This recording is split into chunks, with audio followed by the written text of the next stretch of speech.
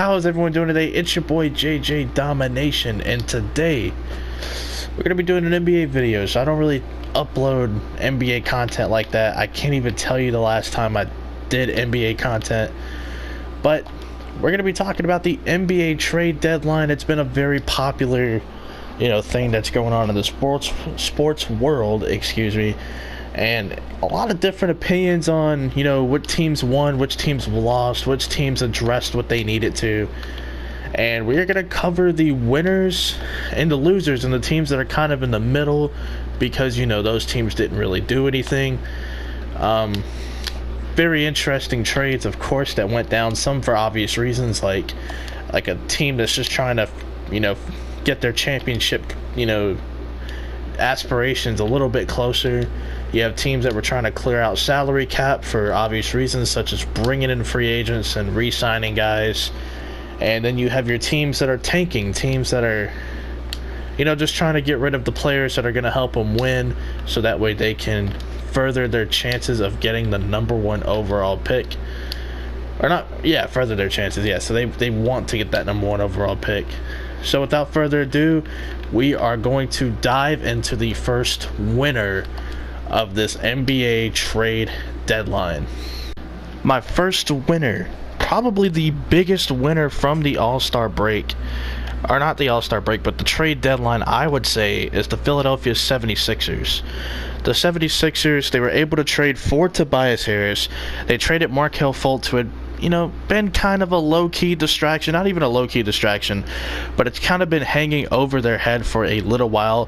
They were able to get some assets for their bench, like Jonathan Simmons. Also, they were able to get Tobias Harris, if I already didn't say that.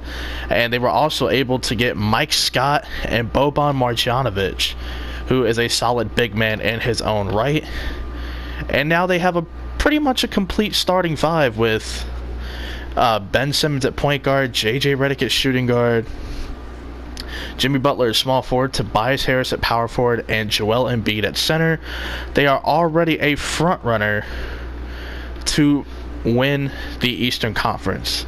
I don't think they'll win the championship. They do have a good enough roster, in my opinion, to do so, but it's not about what you do on paper, it's about what you do in the games. So anything could happen between now and that time. But if they do end up going to a championship, if they end up going to the NBA Finals, it's going to be very interesting. So, I got to give my props to the 76ers. They were able to turn Wilson Chandler, Shamet, and I'm trying to think of who else was involved, and Markelle Fultz into Jonathan Simmons. Then they also traded for James Ennis, who is a solid bench player in his own right.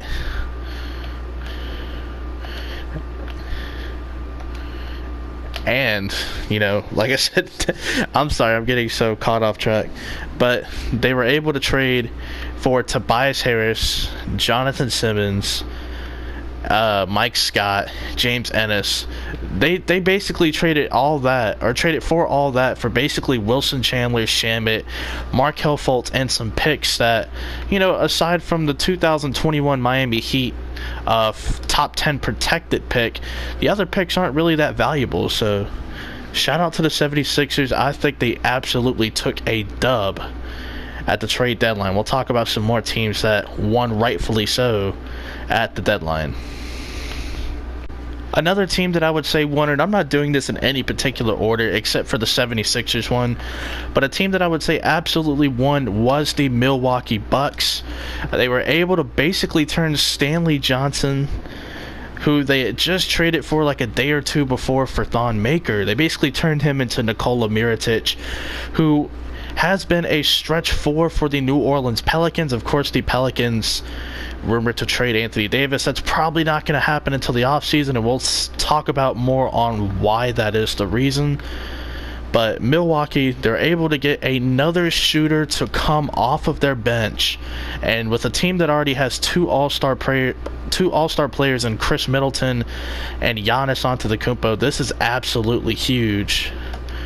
because Giannis is basically surrounded by shooters. He does have a great team. This team has already won over 40 games this season before they lost 20 games. And in the words of Phil Jackson, if you're able to win 40 games before you lose 20, you are a true contender. And I'm not saying the Bucks are going to win a championship, because you already heard what I had to say about Philadelphia, but I like this team, man, and I like the fact that Giannis has a lot of guys, who can create their own shot, who can come off screens and shoot the basketball, and it's very important. And I think it's helped Giannis a lot in his MVP case. Not saying that Giannis, needs help to be in the MVP running, but it's definitely made the team a lot better. The only thing that I think is going to slow down the Bucks is the fact that I don't think they've made it past the first round before, so it's going to be very interesting to see how this team does in the postseason. And let's move on to our next winner.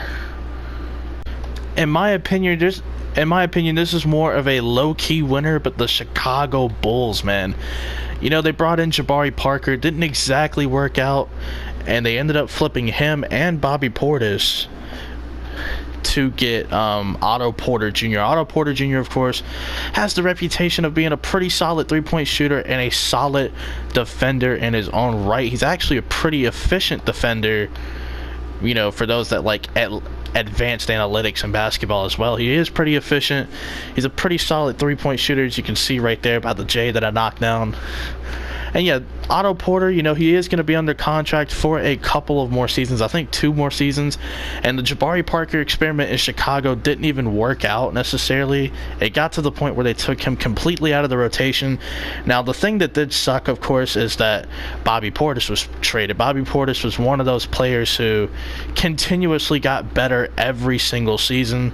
And I know it really hurt him to not be on this Bulls team. It kind of sucked, where as Jabari Parker was kind of looking at this as like an opportunity to potentially move on to bigger and better things, because his time in Chicago, like we said, did not necessarily work out. So it's a good move actually by Chicago. Washington, we'll talk more about them later. I'll say whether or not I think that was a win or a loss, because we are covering teams who I think won. But definitely for Chicago, they could obviously, try to make some trades, get some established players, see if somebody wants to come to Chicago, because they do have a crap ton of cap space. And they're going to be moving on from contracts like Robin Lopez this upcoming offseason, as he's, making $14 million for the final season. Unless he has a player option, which I'm not 1,000% sure about. But if he does, I'm pretty sure you can flip him to a bad team. Just got to figure it out, Chicago. But we're going to move on to the next team right now. Next winner. Another low-key winner, I think it's the Cleveland Cavaliers. I know it seems crazy, after LeBron, this Cavs team has been absolutely horrible, but they are in a good position to have a good draft pick, of course. And not only that, but they made a lot of small trades, like a lot of 3-team trades and a lot of trades that got them some draft capital. And for a team like the Cavs, who are rebuilding, who are in this absolute state of just mediocrity, this was very important for them to be able to make this sort of trade. Or not even this sort of trade, but just to be able to trade, players like Alec Burks, who, yeah, he was getting playing time. I mean, everyone on this team is getting playing time. But they also get to take on some bad contracts like Brandon Knight and Marquise Chris. But that is without saying that, they still, get the draft picks. And at the end of the day, for the Cavs, that's what it's all about. Next year, they're not going to be any good, so it didn't matter. But once these contracts come off the books, like 2 or 3 years from now, it is going to be very interesting. And I don't know how Cleveland's going to be for like the next 10 years after LeBron. I don't expect them to be much of anything, but who knows, man? Maybe if they're like a mediocre playoff team, that's probably where they would like to be in the next 5 years. So this isn't a completely bad move at all from the Cavaliers. I actually do like, what they've been doing.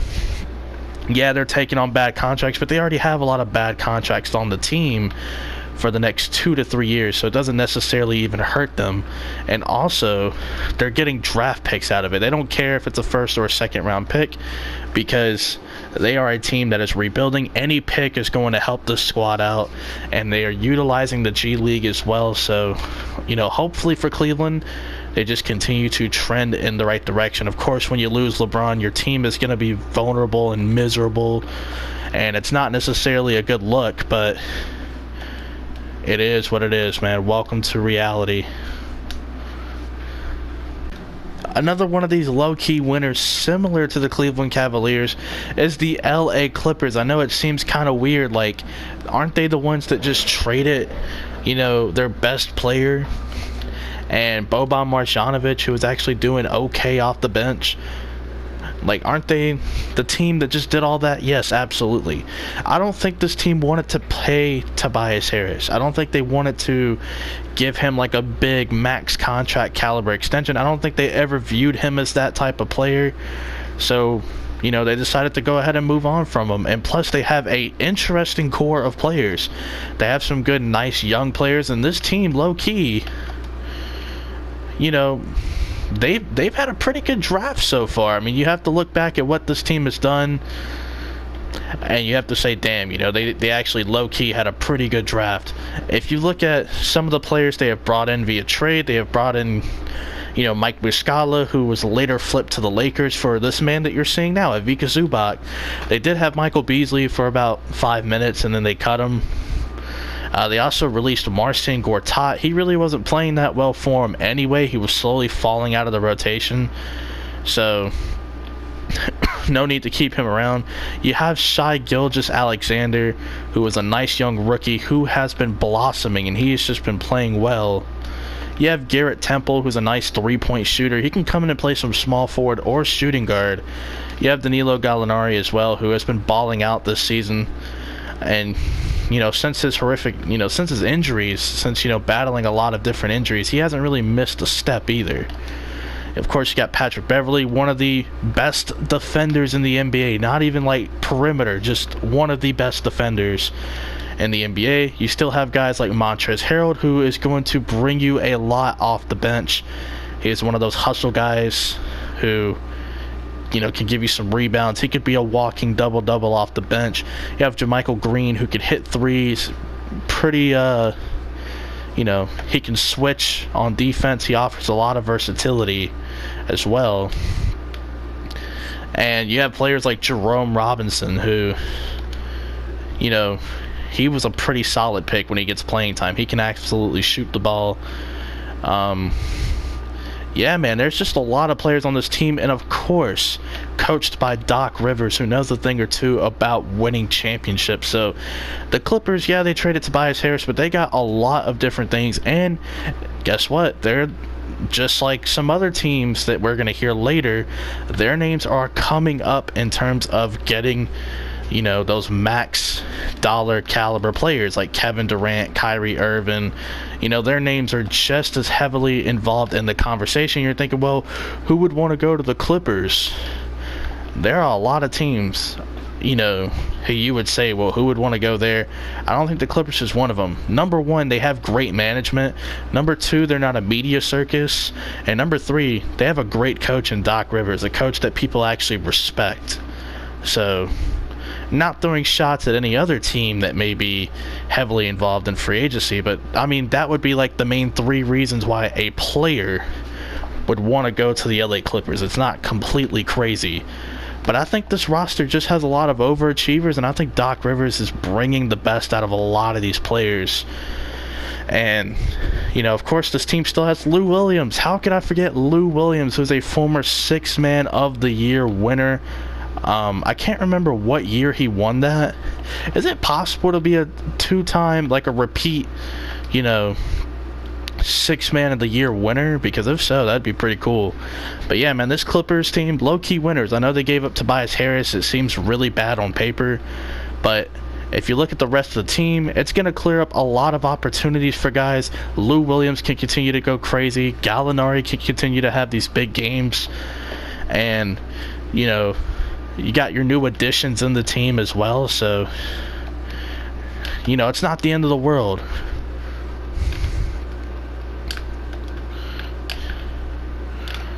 It's not the end of the world, and I think it's going to be interesting to see what the Clippers, how they do, how they progress throughout the rest of the regular season. As of recording this, they have like 25 or 27 games left. They're currently the 8th seed, and I know people are saying, do you trust the Clippers to even remain the 8th seed? Listen, when it comes to Doc Rivers, I'm not ruling it out. He's a great coach. But we're going to move on to the next winner. I spent a lot of time on the Clippers. Associating winning with a team with the losing pedigree like the Sacramento Kings, it almost seems a little crazy. But I really love the moves that they made. I mean, number one, they traded for Harrison Barnes. If you're not going to be able to attract the free agent, you might as well bring someone in. All right, you can't just have all that money and not spend it, which to me just seems like a logical, reasoning to go out and get like a guy via trade. Getting Harrison Barnes to me for what? Justin Jackson, who was already slipping out of your rotation, and Zach Randolph, who wasn't even in your rotation.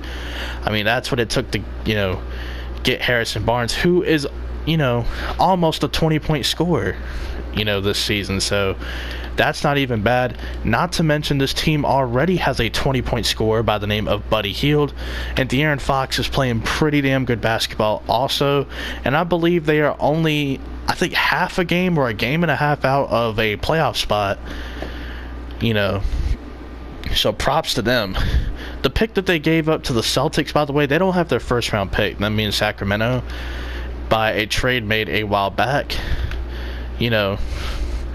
is a lottery protected pick. So basically, if they don't make the playoffs, the Celtics get their pick. So Sacramento's trying to play as good as basketball as they could possibly play. But man, I really like the fact that the Kings are playing a really good basketball. De'Aaron Fox looks like a most improved award candidate, which, by the way, in one of my very first NBA videos of the season, I did predict De'Aaron Fox would win most improved. So fingers crossed. I hope he wins it. It looks like his teammate Buddy Hield might, win it, but hopefully the voters make the right decision. Put De'Aaron Fox in there, okay? But yeah, Buddy Hield has been balling out. They also traded Iman Shumpert, which to me kind of didn't make sense. I think this was the team that also received Alec Burks. But, this team, like I said, it's not like they're going to be a really good team, but they have been playing really well this season, which has been like a pleasant surprise. And you see number 20 right here wearing the black unis. That's Harry Giles. For those that don't know much about Harry Giles, before suffering a major injury, it was like a setback, a career setback for back in his college days, he was projected to be a top 3 player in the nation. Okay, he was selected 20th overall in last year's draft. Harry Giles finally getting playing time. He was a G League player. He spent some of his time injured. He is in the rotation, and he has been playing really good as well. And then now you add, this is actually a fun fact, Harrison Barnes is the oldest player in the starting 5 for the Sacramento Kings, and he's only 26 years old. He's only 26, and he is the oldest starter in the rotation, which I think is absolutely insane. But this team just has shooting. They have guys who can come in and, be like a spark plug off the bench, like a Marvin Bagley. Bojan Bogdanovic is now coming off the bench, which I think is a major move, by the way, because he is going to bring that scoring and that three-point shooting. And you add a shooter like Bajinca, who is now the starting power forward. They wanted it to be Marvin Bagley while this whole process was going on, and it ended up being Bajinca. He has been a really good three-point shooter, and that's always good to see. But I really like the moves Sacramento made. They were low-key good moves, and who knows, man, maybe it just pushes them over the hump. Maybe they sneak in, get like the 7th or 8th seed. Even if they get swept by Golden State, they absolutely have to make the playoffs so they can get their draft pick back. And not only that, but I think making the playoffs will be a big confidence booster into next season, because this is a team who has been historically bad for basically the entire 21st century. They have missed on some draft picks. The draft picks they've hit on, like DeMarcus Cousins, they've traded away. So this is going to be huge for Sacramento. If they can finally have like a good season and not be like a mediocre team, it is going to mean a lot to the franchise. So Sacramento, in my opinion, huge winners from this year's trade deadline. Speaking of franchises in which it sounds completely weird to associate winning with, we have the Orlando Magic as a potential winner. Yes, they gave up Jonathan Simmons. Oh my lord, it's the end of the world. They gave up Jonathan Simmons. But they took an absolute low-risk situation. And they traded for Markelle Fultz, who last year was the #1 overall pick in the draft. I mean, you don't really hear about a team giving up on a #1 overall pick like in the second year of their career. Normally that's like a third or fourth year type of thing. You don't really hear about it 1.5 years into their career. You don't hear about it damn near, 50 games, less than 50 games into their career. It just doesn't make any sense. And the 76ers, obviously with everything going on with Markelle Fultz, it makes sense. He's become like a huge distraction with the whole, the undisclosed injury situation. I mean, it's been a distraction, and it hasn't been one that this team necessarily wants in their locker room. And this is a team that's trying to win, and Markelle Fultz is way behind schedule. So you trade him to a team like the Orlando Magic, who Orlando and Phoenix are like the two teams that are always being brought up in terms of teams that could use a point guard. And listen, if Markelle Fultz doesn't work out, who cares? The pick that you gave up, the Thunder's 2020 unprotected pick, the Thunder's going to be a playoff team. That pick's going to be in the low 20s. And I think to get a former number overall pick, it's not even that big of a deal. I think they also gave up like their second round pick in like 2021. And that's not even a big deal because second round picks, you're not going to hit on every second round pick. You're not going to hit on every pick, so who knows? And Jonathan Simmons has 2 years left on his contract. He was overpaid, in my opinion, for what he's asked to do on the basketball court. So they were able to get some salary off the books as well. Markelle Fultz still on his rookie deal. They can always accept the team option. And like I said, man, this is just a beautiful situation for Markelle Fultz. I know, a lot of people are rooting for him, but for those that are like hating on him and doubting him, this could be the change of scenery that they absolutely need. Markelle Fultz, like I said, it's a low pressure situation. This is a guy who, he's still suffering from that injury, but whenever he decides to come back to basketball, which I know is going to be pretty soon, by pretty soon, like I assume before the season's over, he'd like to come back. But this is a guy in Markelle Fultz who, hey, he's going to come into a team who isn't going to be good for like the next 3 or 5 seasons. He's going to come to a team who, in which they're not going to be relevant. I don't even think they'll be a playoff team for the next few years. And they're going to have a lot of money. No one necessarily wants to come to Orlando for, whatever reason that may be. And Markelle Fultz can just ball out. There's not going to be a whole lot of pressure on him. If it doesn't work out, they didn't really give up a whole lot anyway, considering where he was drafted. And I don't even think they gave up a whole lot at all for the player they got. So if all works out, guess what? The Magic just look like geniuses because they gave him that change of scenery that he so desperately needed. And of course, Terrence Ross has been starting as well for this team, and I don't know why I'm going from Markelle Fultz to Terrence Ross, but the starter was Evan Fournier. Now it's Terrence Ross.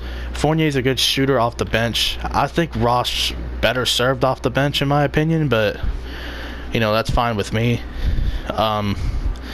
Yeah, man, this Magic team, of course, they got young players like Jonathan Isaac, Aaron Gordon, Mohamed Bamba. I'm surprised Vucevic wasn't moved at the trade deadline, mainly because I don't see him coming back to this team because they want to build around Mohamed Bamba, and I just don't think Vucevic necessarily fits the timeline anymore for this team. And, he can't be wasting his good years on a mediocre team. So that's the way that I look at it. But I think the Magic are still winners for, taking a low ball risk on Markelle Fultz. And I think that's what makes them winners. Hopefully it all works out for you, Markelle. I think we're all rooting for you. And the biggest trade, of course, was Marc Gasol going to the Toronto Raptors in exchange for Jonas Valanciunas, DeLon Wright, CJ Miles, and a 2024 second-round pick.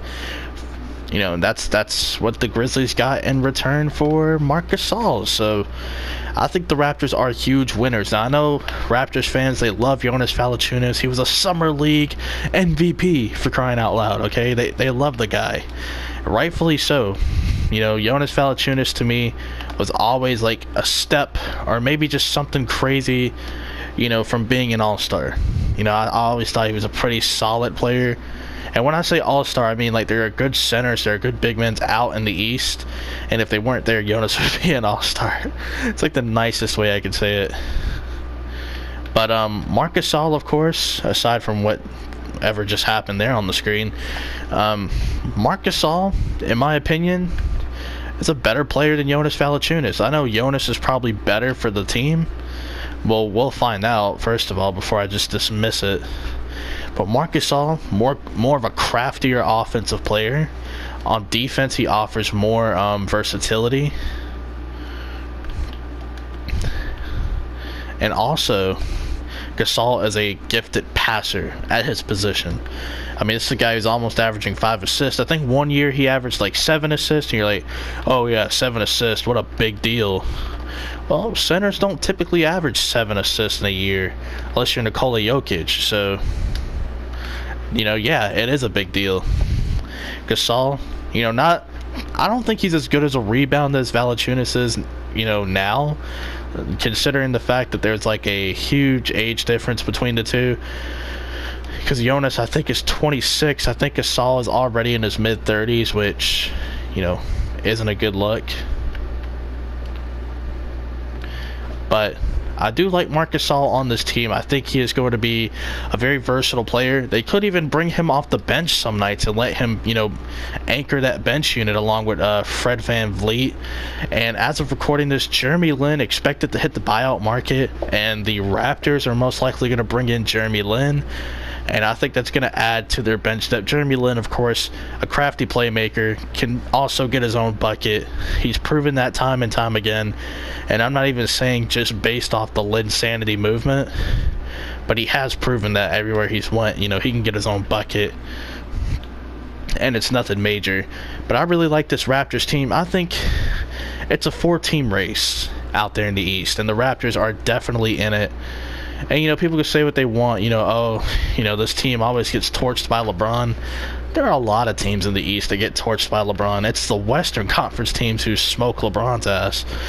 But I'm just saying, hate me if you want to after that comment, but I really like what the Raptors are doing. They brought in Marc Gasol, who's a crafty offensive player, versatile on defense.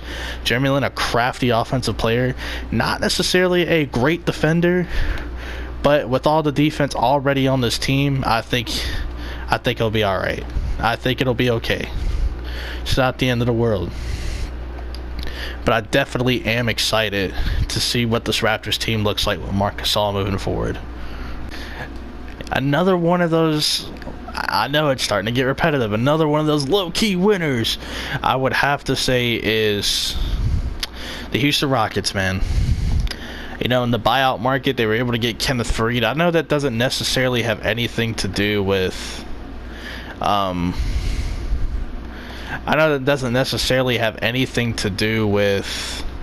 the trade deadline, but he's absolutely played well, and it looks like a steal almost. This team also was able to add Iman Shumpert. I think he's going to be a really good perimeter defender for this team. They could even start him at times, and I think that would be the ideal situation. Chris Paul, of course, returning. James Harden playing at a MVP level. When Clint Capella gets back, I do expect him to be the starter, obviously. And this team also still has Austin Rivers. And you have Gerald Green, you have Eric Gordon. You have your usual suspects out there. And yeah, that's pretty much it for the Houston Rockets. I mean, yeah, they got rid of like James Ennis. They traded some picks. I think they traded guys that's not even on the team anymore, but like Marquise Chris and what's his name? I can't think of his name. Brandon Knight. I think in that 3-team trade with like the Cavs and the Kings. And you know, honestly, I thought Houston got the winning side of that deal because they got a Amon Shumpert who I think is going to contribute. I think they also got their own pick from all of this as well. And I just feel like, you know, if you can get any sort of draft capital in a 3-team trade where, you know, you're not really supposed to get anything, I think it's a win. So shout out to Houston. We'll have to see what you do in the postseason. The final winner, in my opinion, is the Washington Wizards. I kind of went in the team's alphabetical order, if you haven't noticed. But I would say the final winner is the Washington Wizards. Now, they did trade Otto Porter, so they were able to clear up that money, which is going to be for a couple of seasons he's under contract for. I think he's under contract for 2 more seasons. I don't know if he has an option or not, but if he does, you know, that's Chicago's problem now, not theirs. They traded for Jabari Parker and Bobby Portis. I know Bobby Portis, like I mentioned in the Chicago bit, very upset that he's no longer in Chicago. You know, he enjoyed playing in Chicago. He enjoyed his role, being that energy guy off the bench. And, you know, for Jabari Parker, it didn't really work out for him in Chicago, you know. He had his ups and downs, and a lot more downs than ups in Chicago, and now he comes to Washington, new opportunity. He's on a team option next year, which means the team could just decline the $20 million. And I don't know if they will or not. It's not really up for me to decide. But we'll have to see what the Washington Wizards plan to do. John Wall, of course, going to miss a year. You know, he's going to have surgery. He's going to miss like a year.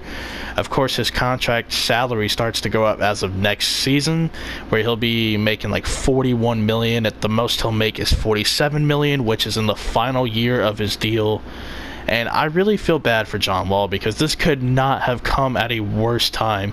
Not only is your team not performing that well, and then you go down with an injury, and then people are going to look at your contract, and people are going to say you're the reason why this team is underachieving, and you're the reason why your team isn't doing so good. People are going to look at you and be like, yeah, man, it's your fault. You know, you just had to get injured. But that's just something you can't necessarily control. And I just hope Bradley Beal goes off, and I hope some of these role players step up. I don't think they'll be a playoff team unless they go on a late push and try to get the 8th seed. Because right now I think the Charlotte Hornets are the 8th seed, and to be honest, Kemba Walker is just... he's just kind of put this team on his back, and they're heading to places that they've probably never been before. So, props to him. Jabari Parker, like I said, it's a new opportunity for Bobby Portis. He could come in, and, you know, obviously I think he's going to be a big-time contributor. And you know what? Hopefully for Washington, things start to get better. The Redskins are always in the news about something stupid, and what I mean by that is, you know, oh, they signed Reuben Foster, blah, blah, blah. You know, they're not going to be a good team. Alex Smith gets injured, and, you know, it's going to be rough for them. So hopefully the Washington Wizards can, you know, bring some positivity to the D.C. area.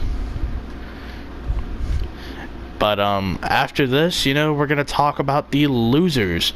And whoever I don't bring up in the winners or losers category, they're kind of in the meh category. I don't have nothing to say about them.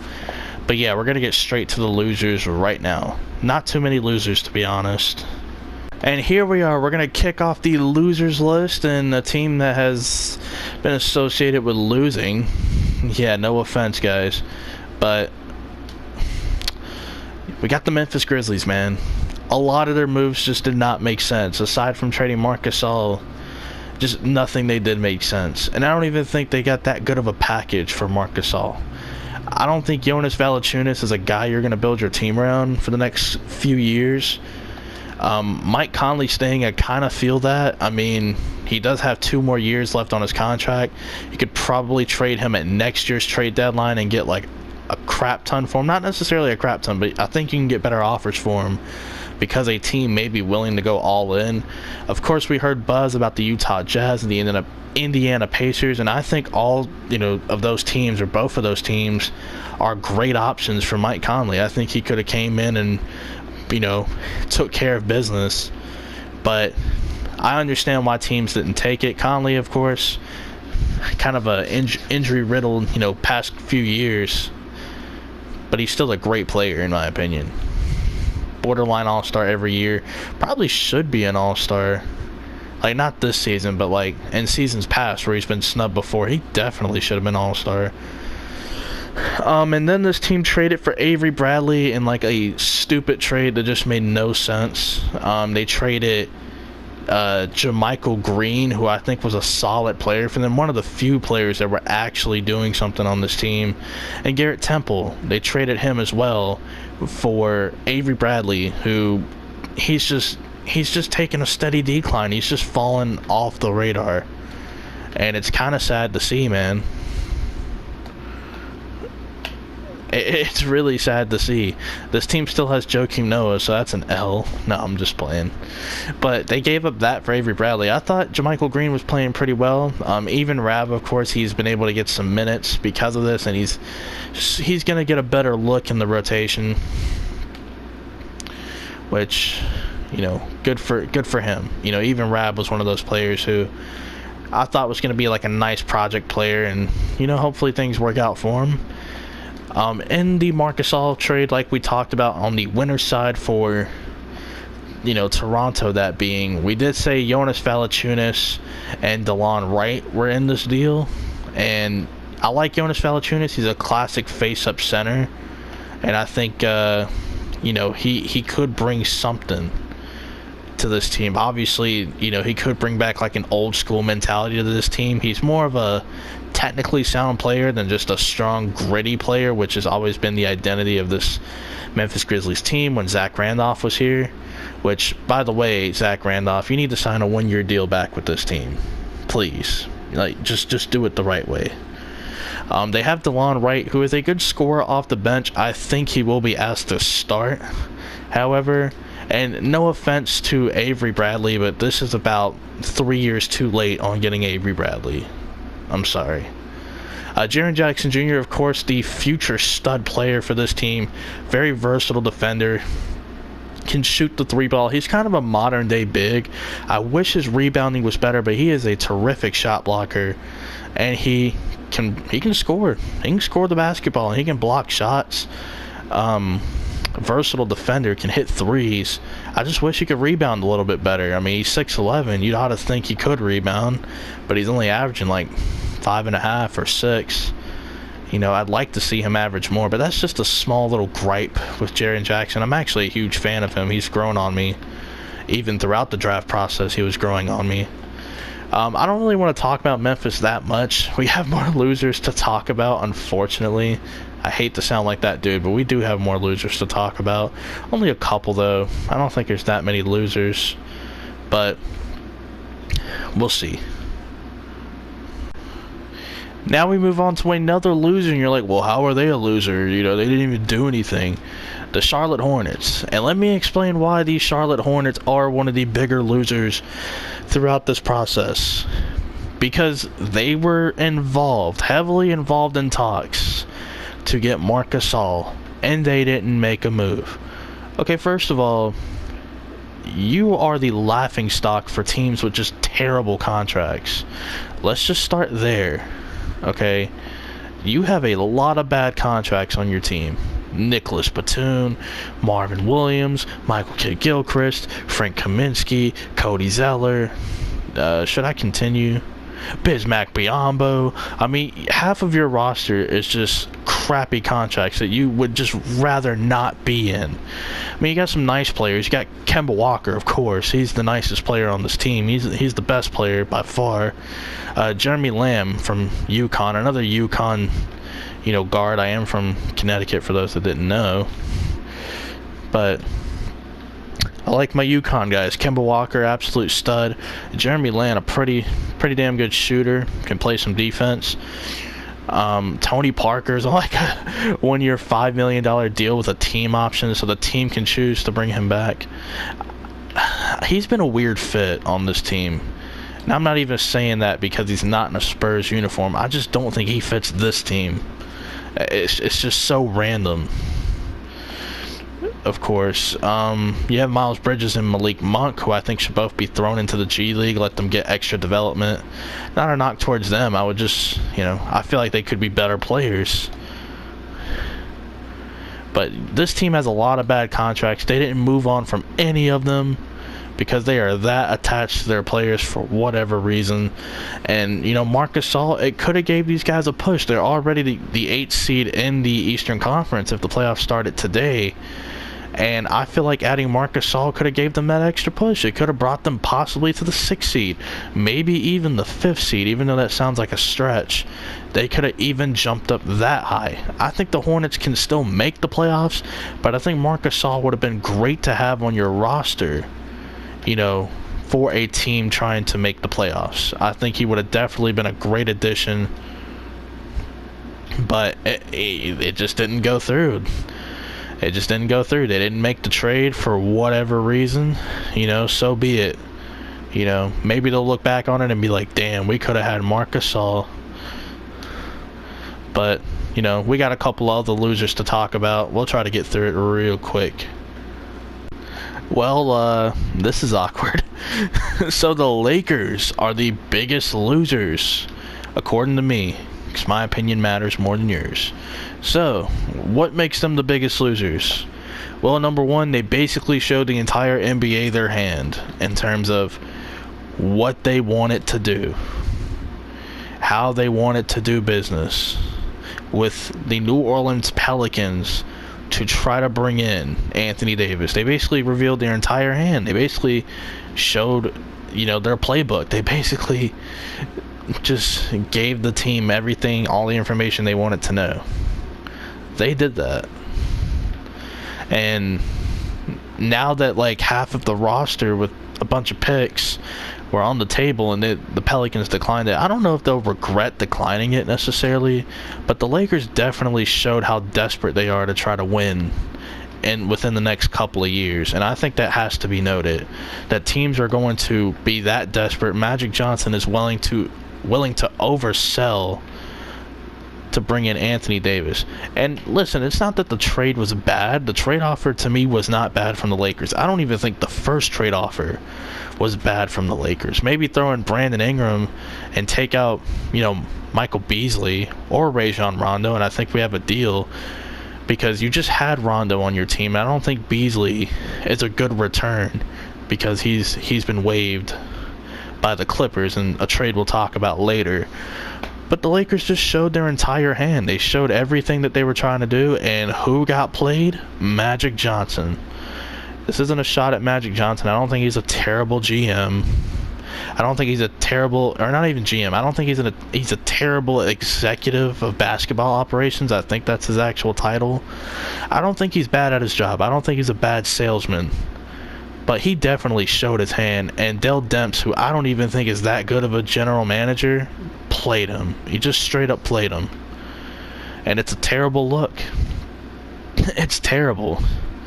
And LeBron, he's slowly coming back from injury.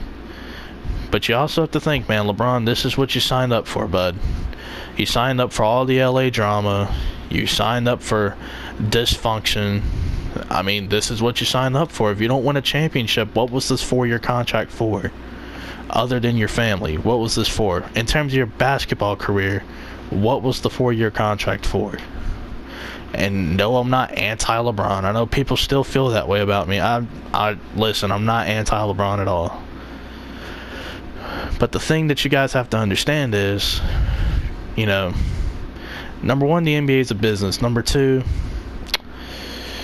just because you're always in the news about guys you could bring in, it doesn't mean you're going to get them all. So you can't just bank on, oh yeah, we're going to bring in 2 max contract free agents. Stuff changes, man. Stuff changes. Just because you hear your name brought up in the news doesn't mean it's a good thing, Oh, the Lakers, they're going to trade for or they're not going to trade for him. They're going to sign Klay Thompson in free agency. Maybe Klay Thompson wants to go back to the Warriors. The reports say. By the way, the funny thing about reports, some things are put out there intentionally just to throw you guys off. But reporting,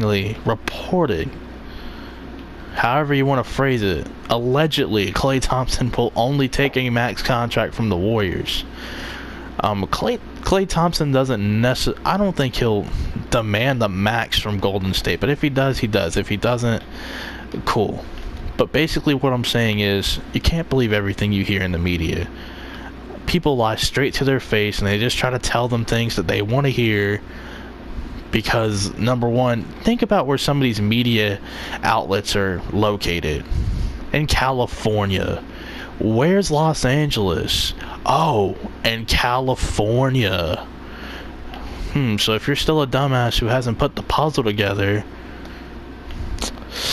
of course they're going to tell you these things because you're based in California and your professional basketball team is in California.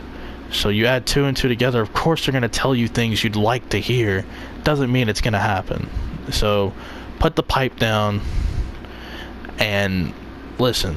Anthony Davis does not have to be the only player under contract to go all in for, bud, okay? But the Lakers, let's talk about the 2 trades they made. They traded for Reggie Bullock. I actually really like that trade. He's a great 3-point shooter, and he can come off the bench, or maybe he could start. Maybe he starts. I would prefer him to come off the bench. I've been saying it for a while. Josh Hart should be the starter on this team. They start KCP and Brandon Ingram for whatever reason. The starter should be Josh Hart. Let's end the discussion. Out of the players they have in their backcourt, if you tell me any other name not Josh Hart for the shooting guard position, I don't want to hear it, because Josh Hart should absolutely start next to either Rondo, preferably Lonzo, but either Rondo or Lonzo. And then the second trade they made, it made no sense, because this was one of the players. Ivica Zubac was one of the players that the Pelicans wanted in the Anthony Davis trade. They basically traded Ivica Zubac and Michael Beasley for Mike Muscala, who was just traded a day before from the Philadelphia 76ers to the Clippers in the Tobias Harris trade. So not only was an end piece of a trade basically traded to your franchise, you gave up one of the players, one of the marquee players that you were going to put in your trade to send for Anthony Davis. And because you basically showed the entire NBA your hand, and now you're forced to give up one of those assets. You're not even forced to. No one even said you had to trade Ivica Zubac to get Mike Muscala, who is a good stretch center on a team with a bunch of centers. I mean, you have JaVale McGee, you have Tyson Chandler, you have Mo Wagner, now you have Mike Muscala. You have 4 centers on this team. So I don't want to hear the Lakers don't have a center. They have 4 of them. They all play. So I don't want to hear it. That's boring. But the Lakers, man, they're really just a loser because they kind of showed their hand already. If they get Anthony Davis, good for them. I think it'd actually be pretty cool if they got Anthony Davis. Because, you know, you can say, you know, AD in LA. You know, I just think it'd be pretty darn cool. If he doesn't go to LA, or even if he does and it's the Clippers, I actually think that'll be kind of funny. But the Lakers have already showed their hand, man. They've already showed you how desperate they were and what they're willing to give up. So as far as I'm concerned, it's all out there. And now you don't have Zubac, who was one of the players they wanted in return. So now the package either has to become sweeter, or it has to be a little bit less than you were hoping for, which is going to be interesting. But let's go ahead and move on to the next loser. I think we have a couple more to go through.